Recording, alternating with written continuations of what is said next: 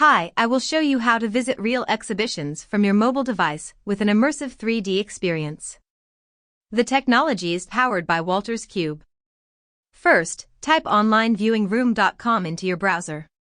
On the website, if you select the Exhibitions tab, you can browse through hundreds of real exhibitions. Clicking on a thumbnail will take you to the landing page of the show. If you're using the app for the first time, clicking on the Visit Exhibition button will open the App Store or Google Play, depending on whether you're using an iOS or an Android device.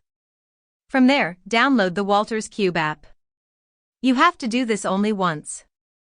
Once in the app, when you enter for the first time, there will be a short tutorial on how to navigate.